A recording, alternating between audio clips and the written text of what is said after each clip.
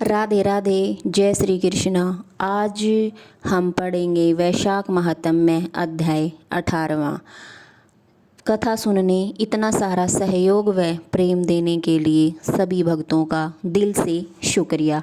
आइए शुरू करते हैं वैशाख महात्म्य अध्याय 18वां।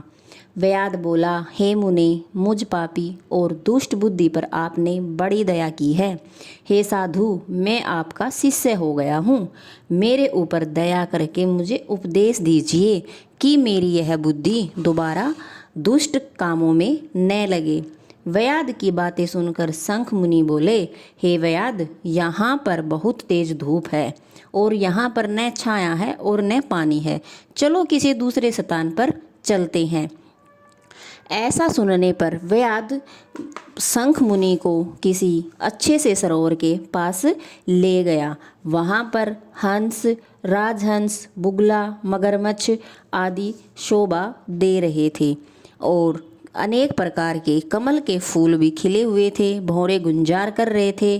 पक्षियों की कलरव की आवाज़ें बहुत सुंदर लग रही थी। किनारों पर बांस के वृक्ष लगे हुए थे।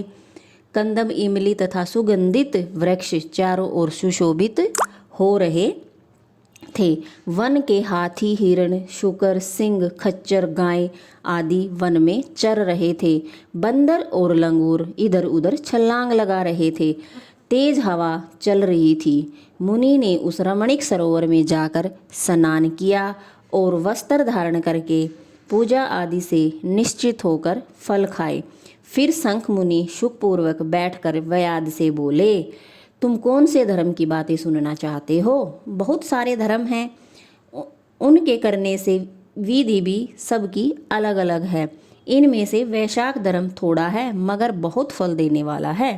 अब जो तुम सुनना चाहोगे वही मैं तुम्हें सुना दूंगा। तब हाथ जोड़कर व्याध बोला, हे महाराज, मुझे कौन सा कर्म करने से तमोगुणमयी यह व्याध योनि मिली और किस कर्म से मेरी ऐसी बुद्धि हो गई जो महात्मा की संगति हुई? हे प्रभु, यदि आपकी मेरे ऊपर कृपा है तो यह सब बातें मुझे बताएं। यह सुनकर शंख मुनि कहने लगे, हे व्याध, तू शाकल नगर में पहले वेदपाठी ब्राह्मण था। तेरा नाम सतंब था और श्री वत्स गोत्र में तेरा जन्म हुआ था। लेकिन तू एक वेश्या के प्रेम में पड़ गया।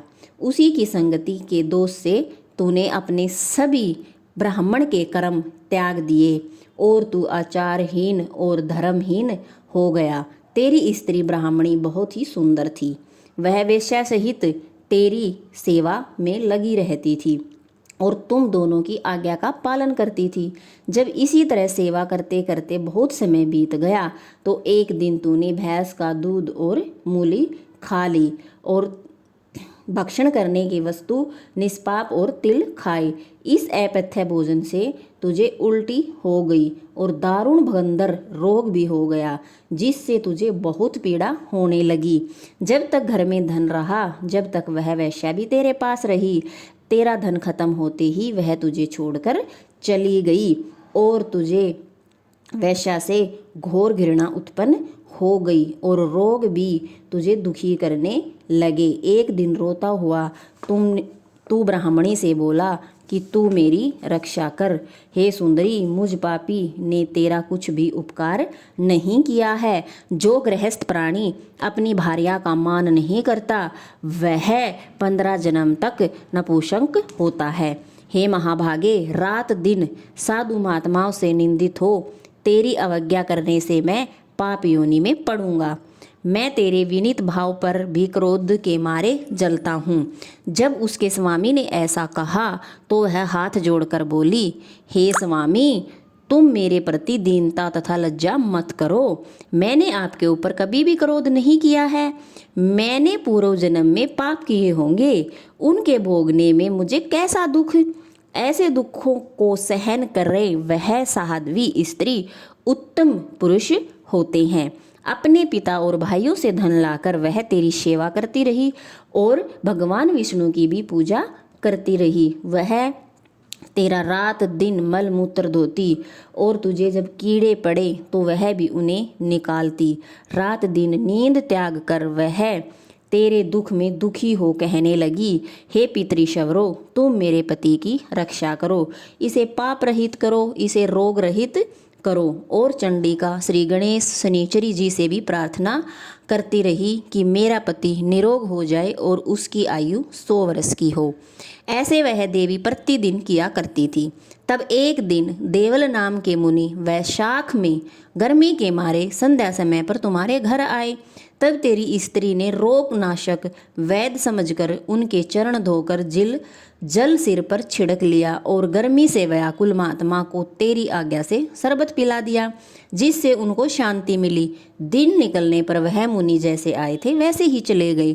थोड़े दिन बाद तुझे सन्निपात हो गया।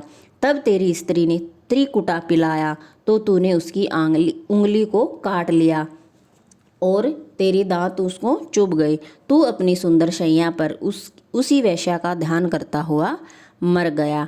तेरी रूपवती स्त्री यह देखकर अपना कंकण बेचकर बहुत सा ईंधन लाई और विशाल चिता बना बीच में तुझे रख तेरे रोग पीड़ित शरीर का अग्नि संस्कार किया और स्वयं भी उस अग्नि में तुम्हारे साथ सती हो गई। वह शरीर त्याग कर तत्काल विष्णु लोक को चली गई।